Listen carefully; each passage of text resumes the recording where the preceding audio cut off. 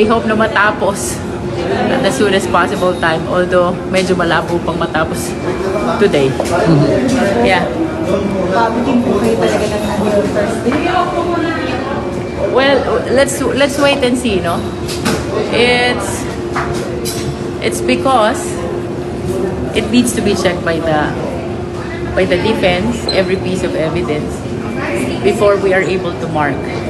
And for documents evidencing payments alone, that's thousands. So natatagalan po, not because of arguments, but because of The process of marking. volume din po. Yes, it needs to be compared. Initially, we asked that if it is possible one marking for common exhibits, but the defense denied that. No, kasi as has been previously shared to the media, maraming exhibits ang prosecution na adopted ng defense. So, we requested na marking of common exhibits, meaning isang exhibit, doon na magmamark parehas. But it was denied by the other party. So, what's gonna happen is separate marking yung sa prosecution, separate marking yung sa defense, even if they pertain to the same document. Ma'am, regarding witnesses, meron bang witnesses ang prosecution na inalmahan na ng defense? May ganun? Wala namang ganon kasi about the list of witnesses, submission lang naman yung nangyari. So we submitted our list, they submitted their list as well. Although as previously pronounced also, marami ding witnesses ng prosecution na listed also in the list of witnesses of the defense. Ma'am, smooth naman kahapon, wala namang tensions between the prosecution and the defense? As far as I know, smooth naman. Okay? We are hoping to finish at the soonest possible time. Kaya lang, the reality is, voluminous ang documents, most especially in confidential funds. And like what I have shared earlier, no?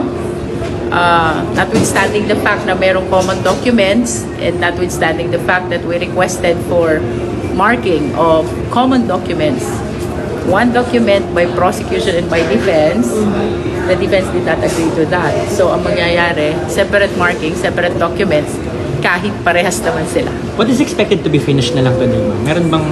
We will continue with confidential fund and I think unexplained wealth also. Ako, I am the constitutional successor, no? I am the next in line ayon sa ating constitution. At meron akong sinumpaan noong ako ay nag-assume ng Office of the Vice President. At nakalagay doon that I will preserve and defend the Constitution. So, wala sa aking mga kamay ang pagsasagawa ng extra constitutional means, no, to overthrow the current administration. At hindi ko din gusto yon. Hindi ko gusto agawin yung posisyon ni Bongbong Marcos. Gusto ko makita ng taong bayan hanggang sa dulo kung gaano ka walang hiya si BBM. We would like to give an update as to the impeachment proceeding. So, as we all know, ongoing ang ating marking of exhibits. And as a matter of fact, we are on day 3. I wish to share that indeed the documents for confidential fund is really voluminous. As a matter of fact, the prosecutors have expressed their uncertainties as to whether the marking will be finished by Thursday. And that is why we reached out already to Secretary Bantug through Secretary General Chaloy Grafil, whether there are other measures which may be considered to be able to expedite more the process of marking the exhibits. We understand that the position of the prosecution is to push through with the original timeline, which is likewise pronounced by Section Bantug during our PTC, and that is on July 6. And that is why we are really reaching out to Senate Secretary to consider additional measures, no? Right now, there are 4 teams who are facilitating the marking of exhibits. One is assigned for unexplained wealth, and the three other teams are all assigned to confidential fund. Regardless of having four teams, the private prosecutors, including the public prosecutors who are monitoring, have expressed already their uncertainties about the possibility of finishing until Thursday. And that is why we are soliciting for additional measures kung paano mas bibilis pa and hopefully matapos tayo within this week. No? And then, likewise, the prosecution team is discussing about the following concerns. Etong isa ay na-share na natin during past interviews, the adoption of Filipino language and English language to be the official languages to be used during the impeachment trial. That's one. Second is we are considering, we are still discussing, we're still considering about the possible adoption of the rule on disclosure of witnesses at least 3 days before their presentation, no? We are also discussing on the possible participation of public and private prosecutor in the presentation of a witness. That means that the public and the private will participate in the presentation and conclusion of the testimony of one witness. And our BIR box, we are discussing the same as well about the possibility of opening it, of course with the permission of the impeachment court, at the soonest possible time. So that would be all for the opening statement. You can raise your questions to Kong Joel. All right. First question from Vivian Hingulio. Good afternoon, Kongs. Dito po sa na-mention ninyo na you're reaching out to the Senate Secretary kung paano po mapapabilis pa itong marking of evidence. Ano po yung mga proposed measures ng House? At nakausap nyo na rin po ba yung defense about this? Well, unang-una, we are contemplating on adding more teams and additional dates. So, alam namin na Friday and Saturday walang pasok ang Senado, pero because of these voluminous documents, kinukonsider na rin namin na pati yung Friday tsaka Saturday, kung papayagan tayo, na magamit na rin. Nakausap nyo na po yung defense. Are they amenable to that measure? We haven't talked to the defense. We actually reached out to Sec Bantug through Secretary General Cheloy Grafil, no? So, we don't know kung anong status na nung communication na yon, but definitely we will be communicating with our SecGen as to whether the same has been relayed already and as to whether the same has been discussed already with the defense. Just to give you an idea how voluminous the exhibits for confidential fund, yung DEP's document evidencing payment for DepEd, it's 1,900 approximately, no? And then for OVP, it's 2,000 plus. And we understand that the defense is soliciting marking on separate document, which means parehas yung exhibits namin. Nevertheless, the position of the defense is to have their own marking in their separate set of documents. So, you can imagine how time-consuming is this. Magkakaroon ng comparison of document before marking, one for the prosecution, and next for the defense. And then yung mga na-mention po ninyo na adoption of English and Filipino, rules on the disclosure of witnesses, participation of public and private prosecutors, BIR box opening, nakalaman po ba ito doon sa submission ninyo yesterday? We will be finalizing our position regarding those matters, and whatever will be the decision of the team, we might be filing a manifestation tomorrow. Also, yesterday po, I understand yung deadline for the filing of comments dun sa stipulations ng kabilang kampo. Nabasa nyo na po ba yung doon sa submission ng defense, and what's your comment on that? Well, na-browse lang natin, no? But you will remember, na-share na rin sa media, I think yesterday, that our comment to their purposes for which the witnesses are being presented are very general.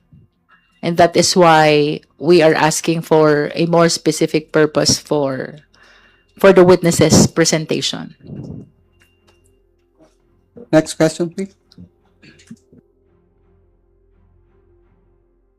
Good afternoon po, Congresswoman Luistro and Representative Chua.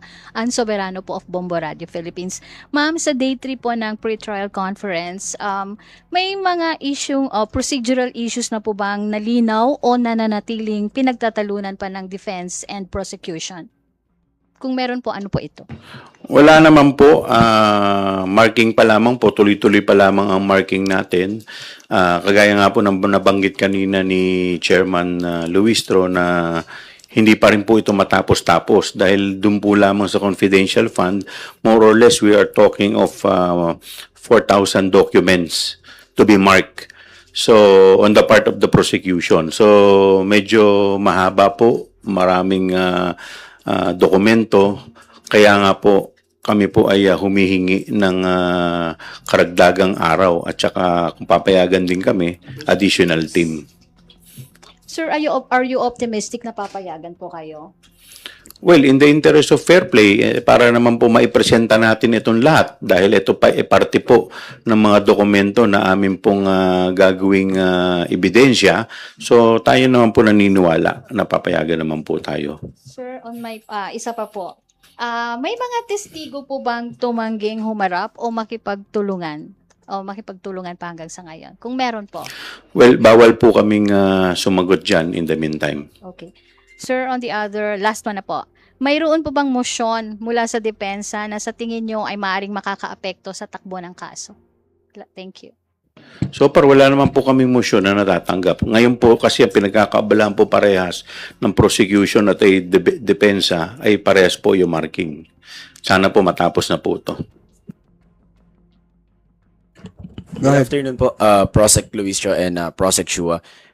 Ma'am, kahapon, dun sa manifestation na pinasa, nilahad na ng prosecution team yung concern na dapat ma-justify ng defense team kung bakit maraming magkakaparehong ebidensya and exhibits. Pero apart from that problem, ma'am, is it right to say na it seems na yung gusto ng depensa na separate na pagmamarka ng ebidensya kahit pareho lang, isa po yun sa nagpapatagal ng pre-trial ngayon? Well, masasabi po natin na pwede pong ganun, isa rin po yan sa magiging dahilan. Pero, syempre, may mga iba naman po talaga na antayin na lang po natin siguro, no, na yung depensa ay maglahad ng kanilang mga salisay. Kanina po, ma'am, we received a picture that the prosecution panel conferred with some of the defense team members. Ano po yung napag-usapan kung pwede pong malaman? Wala naman po kaming Can you be particular about the members of the prosecution team? Because I don't recall having Yes, a ma'am. close encounter with them. Opo. A picture po in the table and then the caption sent to us is that members of the prosecution panel led by Prosecutor Jinky Luistro confer with members of the defense team during the continuation of the third day of the pre-trial conference po. Well, that is the actual marking of exhibits, no? We were there, of course, because the private prosecutors are acting under the direct control and supervision of the public prosecutors. As a matter of fact, we make sure that there is always the presence of public prosecutor, so that when I left around noontime, I made sure that Congressman Terry Redon is there to watch over the marking until the conclusion in the afternoon. So yung nakita niyo pong picture, I am not actually conferring with the defense. We are witnessing the actual marking of exhibits, which is attended by the prosecution, the defense, and the impeachment court represented by the Senate officials. Thank you, ma'am. Last na lang po from my end. You mentioned po about the DEPs. Yun po bang sinumite rin ng NBI during the Justice Committee proceedings, yung mga may pirma po, confidential fund receipts, and as well as the others from the PSA? Kasama po ba yun sa voluminous documents na minamarkahan ngayon? Well, I can only confirm that the documents presented during the Justice Committee are included. We cannot go deeper than that. Thank you, ma'am. Leonesca, your turn.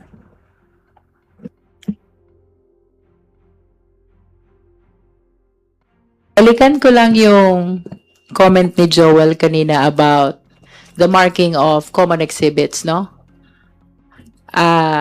Usually, kapag common ang exhibits ng prosecution and defense, no? Although subject to agreement din naman, possible na pwedeng ang marking ay same document.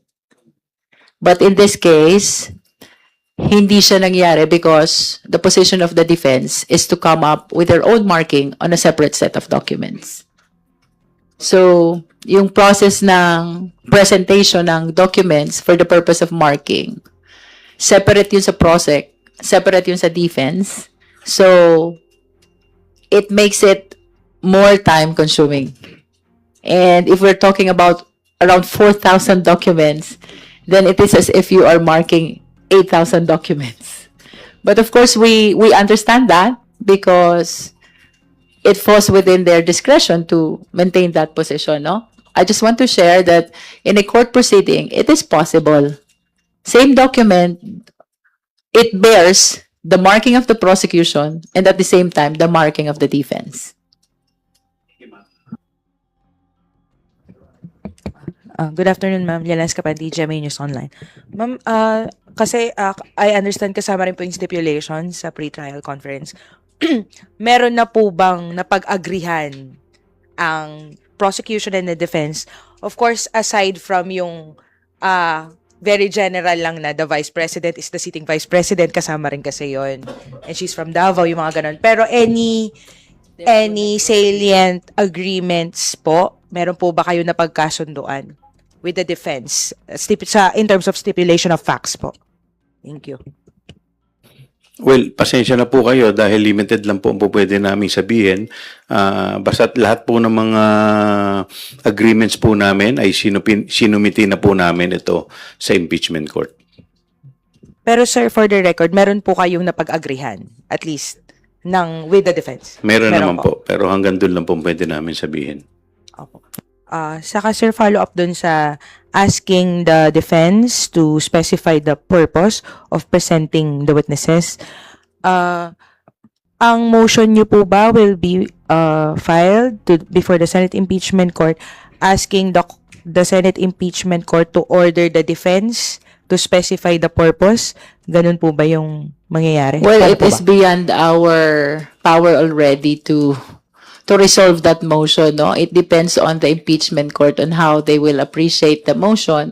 But our concern merely is to make the purpose for each witness more specific. Ma'am, gaano po ba ka-importante na specific yung detalye sa pag-present ng isang witness? For the public lang to understand na hindi pwedeng general lang na to dispute the allegations. Thank you. Of course, it has been shared already that a lot of witnesses of the prosecution were adopted by the defense, no? So we would like to be enlightened for what purpose are they or will they be presented by the defense so that we will understand the nature of the testimony to be presented by the witnesses. It is possible that there is one witness, different purposes. And I think that will be best illustrated in this case. As I have said, a lot of witnesses of the prosecution, particularly those which the people have seen in the hearing of the Committee on Good Government and Public Accountability, and even in the hearing of the Committee on Justice, were included as well in the list of witnesses of the defense, no? So, we assume that they will be presented for a different purpose. other than the purpose of the prosecution, and that's why we want to be enlightened. And besides, that is under the rule, to provide a short summary of the nature of the testimony which will be provided by each witness. Okay, Rosalie, your turn. Ay, Dun, we will allow one more Sorry. follow-up. Related lang po doon. Kailangan nyo rin po ba nung specifics kasi it's very important for your cross-examination. Would that be correct? It's important for the entire presentation of that particular witness. Not only for cross, but even for direct, cross, redirect, and recross.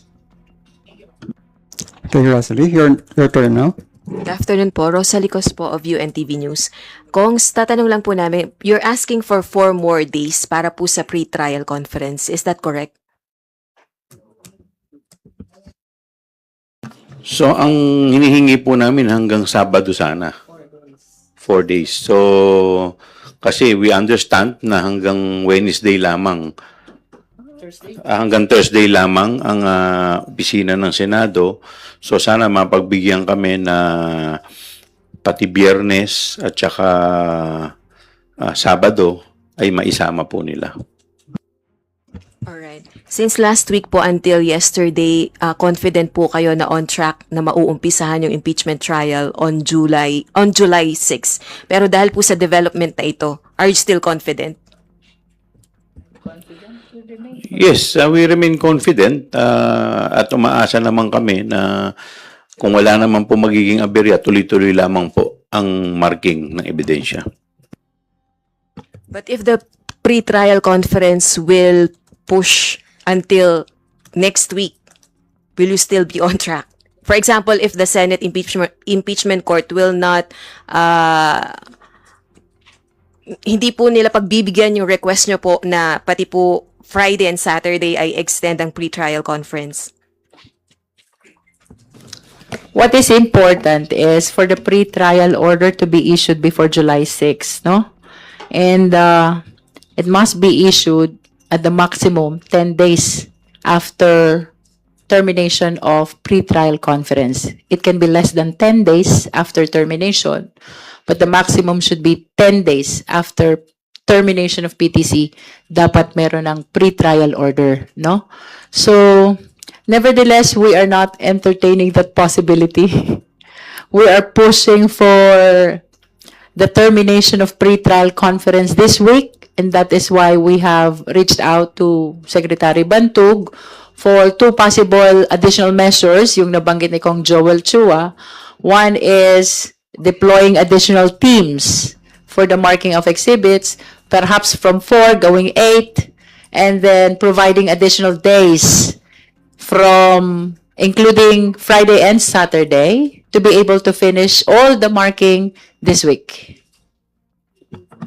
Pero kung nabanggit nyo po kahapon, kulang po ang defense team sa tao po nila compared po dun sa prosecution panel. So, choice pa rin ba yun pagde-deploy ng additional teams kung kulang po yun pong inyo pong counterpart?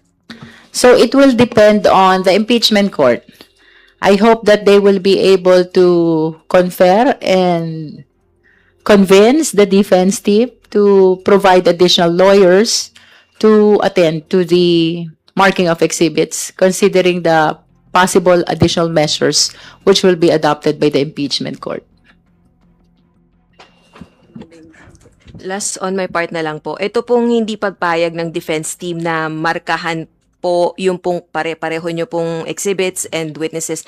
Do you think this is an attempt to delay po the process? I do not want to speculate, no? Basta ang kaya ko lang i-share sa inyo, possible na 1 document, 2 markings. It's happening in the court, no?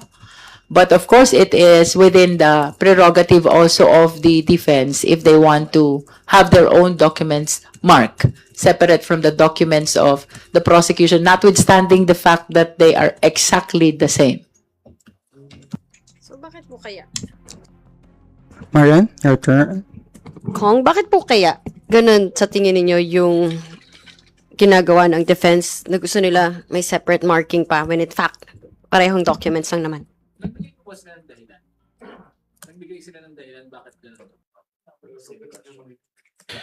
Well, that is their prerogative. Pero kagaya nga po ng binanggit ng ating chair na ayaw naman po namin na mag-speculate kung ano po ang kanilang dahilan. Chair, you mentioned earlier yung possibility po ng pag-open ng BIR box at the soonest possible time. Are we looking at parang pag-open pa lang po, pag-convene ulit ng impeachment court, matakal na sana po pati itong box? It depends on the impeachment court because I believe that this is significant also to be considered for the purpose of supporting or determining the veracity of the allegation of the unexplained wealth, amassing unexplained wealth, non-disclosure in the SAL, and non-divestment of other transactions and undertaking, no? As a matter of fact, we would have wanted it open during the proceeding of the Justice Committee, except that we expressed also our apprehensions about the possibility of violating some provisions of law, particularly the National Internal Revenue Code, which was cited by Commissioner Charlie Mendoza when he testified in the Justice Committee. So even if pangdulo pa po yung ating unexplained wealth article na itatakal? Yung sa amin, no, we wish to express our position about the BIR box. If we will really decide to file the necessary manifestation on this, we will be submitting to the impeachment court kung ano man magiging resolution nila on the matter. Ma'am, si Attorney Michael Powa, in an interview, sinabi po niya na for them, para po sa kanila, yung importante po na sana, pag-convene po ng impeachment court, mapag-usapan na, magkaroon na po nung, kumbaga, resolution do sa 2/3 threshold. Sabi po niya, that will be part of the ground rules. Dapat daw alam na agad ng depensa kung ano ang magiging threshold dahil wala pa namang categorical nga na sinasabi yung Senate right now. Definitely, dapat mapag-usapan agad yan kaysa sa gitna mapag-usapan and magkaroon ng problema, sabi ni Powa. Do you share the same sentiment? Well, we are agreeable to that, no? At least in as far as I am concerned.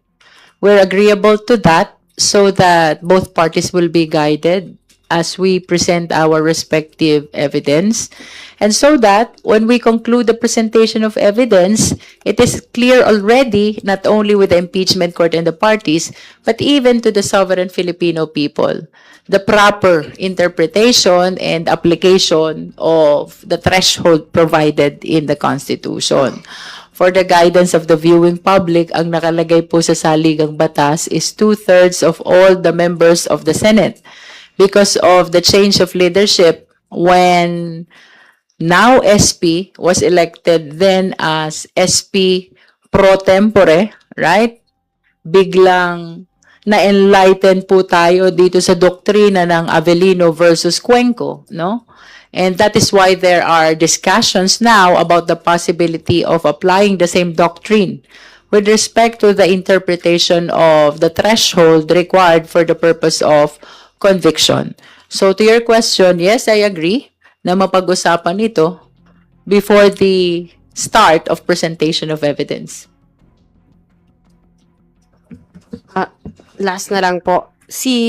Earlier sinabi na po ni Senator Panfilo Lacson na ang napipisil nila kung sakali lang daw po na maging presiding officer ay si Senator Chis Escudero. But yesterday po, sinabi ni Senator Robin Padilla na yung minority bloc po should oppose yung possible designation po ni Chis Escudero bilang presiding officer for the impeachment trial. Your thoughts po? Well, that is the prerogative of the impeachment court dahil sa kanila meron naman po silang karapatan. Yung karapatan po nila na mag-promulgate ng kanilang rules. And that is part of the rules. And I understand that during the last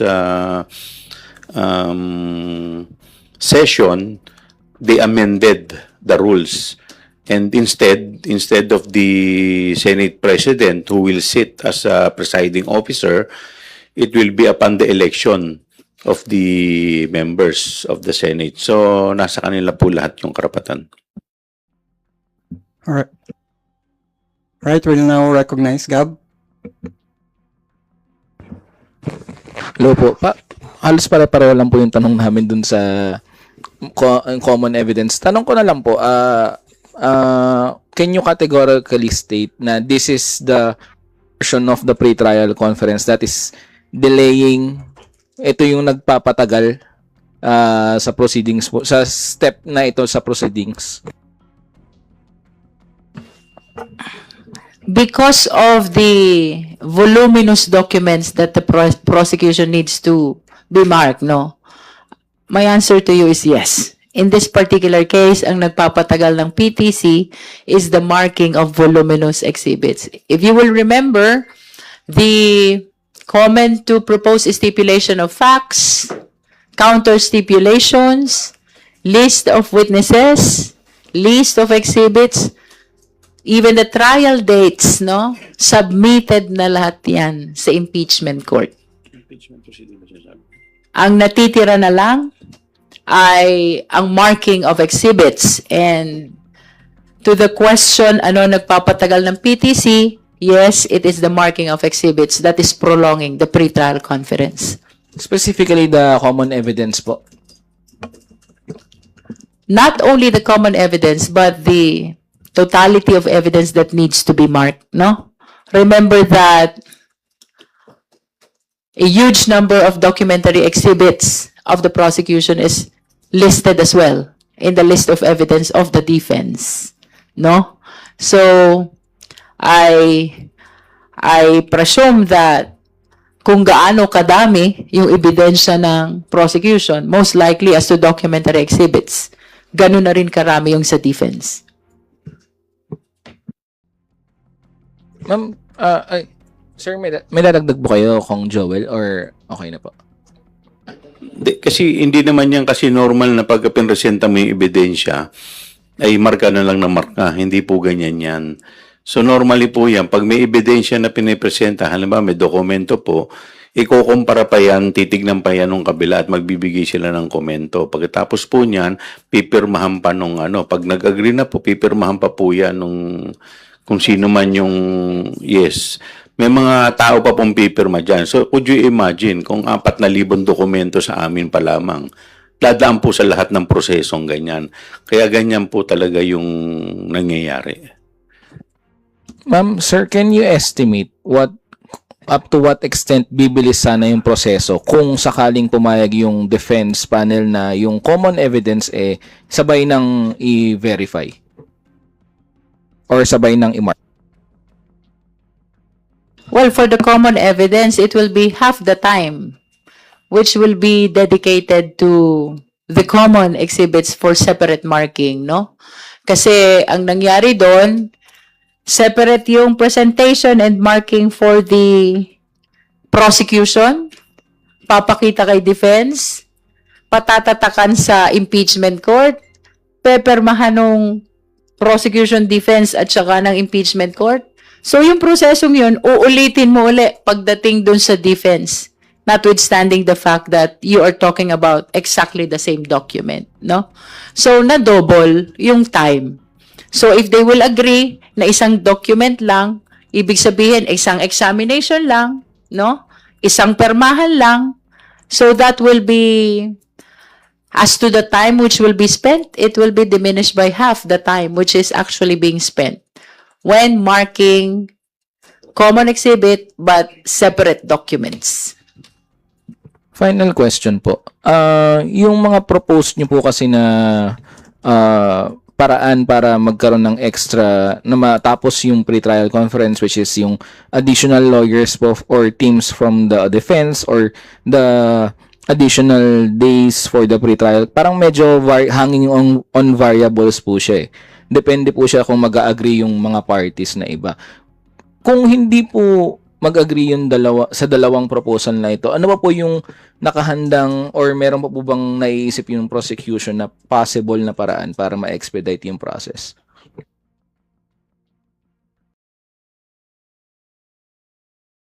Well, as of now, yun ang pinaka-solusyon na nakikita po namin. Unless, of course, meron pang maisasuggest. defense at saka ang impeachment court. So, yun naman po ay aming proposal unless siyempre may mas maganda silang proposal. All right. Next question.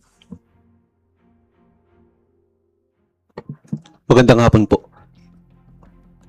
Ma'am, does the prosecution panel find the marking of the evidence stage taking longer than usual or taking longer than what the team expected? Well, we anticipated this because, of course, we are aware how voluminous our documents are, no? It's just when we realize that the documents of the defense is similar, that's when we realize that the time to be consumed for the marking will be doubled. Because almost the same document ang exhibits ng prosecution and defense, and then they made a position for the marking on separate set of documents. And with what is happening at the PTC, is there a risk that the July 6th start trial date may be pushed back? Well, I don't think, and that is why we are pushing for additional measures on how to expedite the marking of exhibits. Sana pumayag yung impeachment court, sana pumayag din yung defense, because I think we are aligned, we have expressed the common position to start the trial on July 6, no? So, tingin ko naman very much feasible yon, providing additional teams for the marking of exhibits. Right now, it's 4, sana maging 8. So, ito-double natin yung team. At instead of concluding on Thursday, kahit holiday or kahit rest day, like what Kong Joel said, we are requesting to consider Friday and Saturday also to continue the marking of exhibits for both the prosecution and the defense. And kung sakaling hindi ma-resolve itong concerns nga over the scheduling and the marking of the evidence, may risk po ba na madedelay yung start ng May next week pa, so I don't think that it will compromise the start of trial on July 6, no? As I have shared earlier, ang importante lang, ma-issue yung pre-trial order before July 6. Because this pre-trial order will be the guide for the parties and the impeachment court on how to conduct the trial, no? So, lahat ng nilalaman ng pre-trial order, ito yung magiging Biblia with respect to the upcoming trial, not only for the prosecution and the defense, but also for the impeachment court, no? So long as ma-issue ang pre-trial order before July 6, I am positive that we will be able to push through with the original schedule for the start of the trial. And last question po, will a timely start of the trial help the prosecution present its case po? And if so, how? Well, for me, the only reason why I'm really pushing for July 6 is because the people have been waiting for this for so long, no? I've said this before, the grounds in the first impeachment back in the 19th Congress and the grounds for impeachment during the present process is almost the same. And since then, wala pa tayong narinig na maliwanag na sagot ng respondent vice president.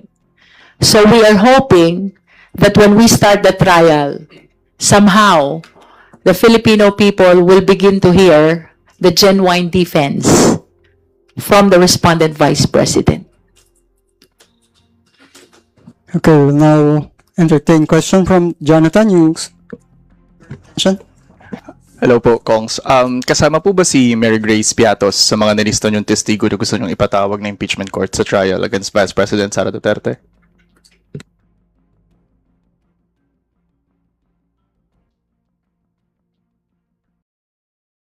Hindi po yata kami allowed na sagutin yan. Nag-iisip pa kami kung Kahit yun. Well, I hope you understand because there is certain parameters that were laid by the Senate rules that we are not allowed to discuss the merits of the case. Kaya pasensya na po kayo kung bakit medyo limitado lamang ang aming mga pupwedeng sagutin. Pero makikita po ba yung ng publiko yung pre-trial brief ninyo? Well, I believe that since this is a public hearing, no? I wish to believe that the pre-trial order to be issued by the impeachment court will be shared to the public. No? Pero mas okay na sa kanila na lang manggaling kaysa sa amin. Thank you po. Wait lang po. Pwede pa sundot lang.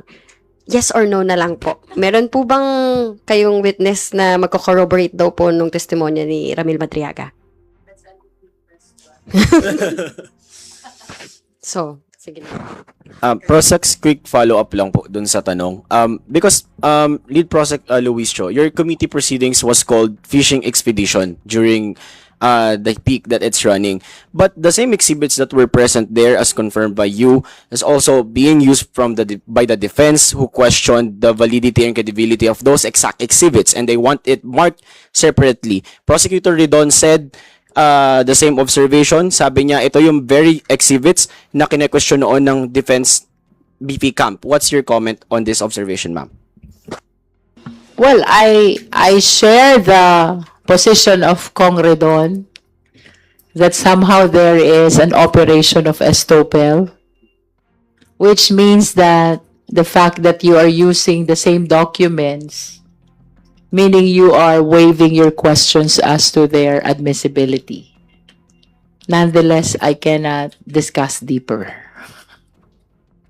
In a more layman's term lang, I guess, for the public, ano pong insinuation? Siguro po pwede natin sabihin na dito hindi na nila po pwedeng questionin yung ebidensya na aming ipipresenta dahil ganun din ang ebidensya na kanilang isusumite. So parang inaamin na nila na itong ebidensyang to ay mahalaga para po dito sa hearing. So for the record po, is this a subtle admission that somehow bago pa magsimula yung trial, lahat ng exhibits na galing sa Justice Committee at nilatag nyo doon ay totoo, credible, to the extent that they also want to use it?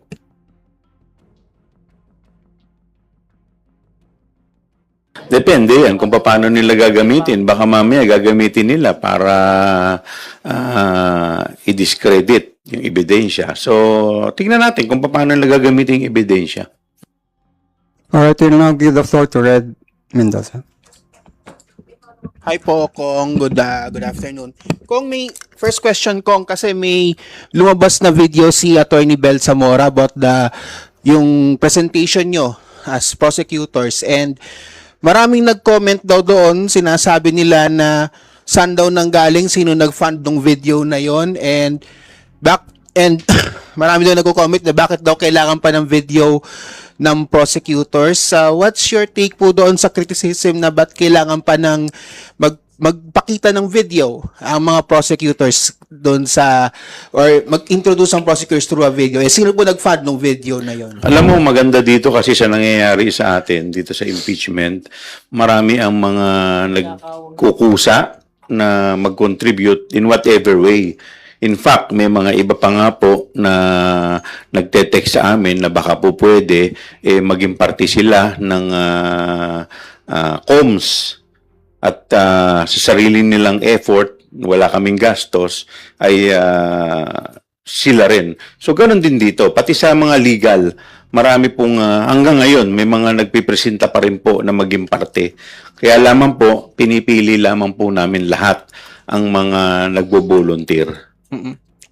Pero kasi marami po, baka gusto niyo mag-volunteer din. Hindi po. Marami po kasi nagko-comment kasi na parang mas natatawa sila na bakit kailangan pang i-present niyo po yung sarili niyo sa prosecution while or present nyo po sarili ninyo sa media dahil everyday naman po nagpapakita, nag-represent ng statements po ang House prosecution while ang defense naman po ay sobrang tahimik because they're following the process or they're following their Alam po ninyo, hindi mo naman mapipigilan kung ano yung mga gustong i-contribute ng mga tao eh. So, in their own little way, gusto nila na makatulong. So, siguro gusto rin nila kasi na gawin ito para ma-promote din itong impeachment, magkaroon ng kaalaman ang ating mga kababayan dahil syempre, hindi naman po lahat nauunawaan kung ano po ito. Kaya may mga tao na gumagawa ng paraan ng mga interesado na sa kanilang tingin, ito yung po pwede nilang i-contribute para sa bayan. Second question po. You said po, Chair, na you propose po 62 days for the trial and sa defense po 30 days. I'd just like to ask lang po, why 62 days? Kasi there are some comments na ito, yung 62 days na trial date ay parang pinapahaba ninyo just to pull down the Vice President's ratings. Is it true or bakit po ang haba ng trial 62 days? Well, in defense po 30 days lang po. Nakita naman po ninyo paano mo ipepresenta yung 4,000 documents sa isang confidential fund kung 5 araw lang, 10 araw lang. Di po ba? So, depende kasi yan sa dami ng testigo. Pero ito po kasi, hindi ibig sabihin porke 62 days ang aming pinropose, i-maximize namin yan. So, pwede po dumating ang pagkakataon na sa tingin po namin, 2 articles pa lang ang aming naipepresenta, pero matibay na ang ebidensya. Po pwedeng hindi na namin ipresenta yung ibang articles. So, po pwedeng matapos na doon pa lamang. So, kailangan mo siyempre i-maximize yung po pwede mong magawa dahil pag ikaw ay kinapos, mas delikado kasi ito pong number of days na ipepresenta po namin ay magiging parte po ito ng pre-trial order. So, kagaya po na sinabi sa ating kanina ni Chairwoman Jinky, ang pre-trial order ay magiging Biblia. Ito po ay magiging roadmap ng impeachment hearing. So, lahat po ng hindi nasama dito ay hindi na po pwede maipresenta. Kasama na po doon yung araw. So, ibig sabihin, kung kinakailangan pa namin ng additional 10 days, pero 62 days lang ang sinabi namin, wala na, hindi na po pwede. Hanggang 62 days lang yung maximum na po pwede naming ikonsumo. Okay. Last na lang po, and may iba tayo ng topic about doon sa school shooting doon sa Tacloban. There are calls na babaan daw ang age of criminal liability from 15 years old to 10 years old. What's your take po doon sa calls to decrease the criminal liability? Kasi nga, medyo debatable yung topic na yun. And yun nga, dahil nga sa school shooting sa Tacloban. Alam po ninyo, maganda yung proposal na yan, pero siyempre kailangan alamin din natin, pakinggan din natin yung insights ng iba-ibang mga stakeholders, ng mga iba-ibang mga halimbawa ng DSWD, ng mga ibang mga eksperto po pagdating po dito. Okay, we have one more question. Follow-up lang po. Judea Bernardo po of DTV News. Meron po kasing initial na sagot si Attorney Michael Poa kahapon with the media regarding po dun sa adoption of common evidence witnesses. Sabi po niya, let me just quote, they are entitled to their own opinion. Yung mirroring, yung pag-adopt, hindi daw po tamang gamitin yung ganito pong salita. And then, he said that he can remember, sabay daw po kayo nagpasa on the same day of the pre-trial brief. So, answer po ng prosecution. May I hear again who commented that? Si Attorney Michael Poa po. Reason why we use the term adoption is because the witnesses and the documents have been presented as early as during the 19th Congress. Doon sa Inquiry in Aid of Legislation ng Committee on Good Government and Public Accountability, then presided by Congressman Joel Chua. Even the other evidence have been presented during the hearing, clarificatory hearing before the Justice Committee.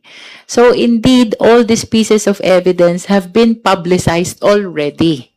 And that is why, to our understanding, our list of evidence were adopted by the defense. Nevertheless, we acknowledge that fact that they have their prerogative and judgment to choose what evidence to present in support of their defense. Paano po pag hindi po sila sumagot dito formally?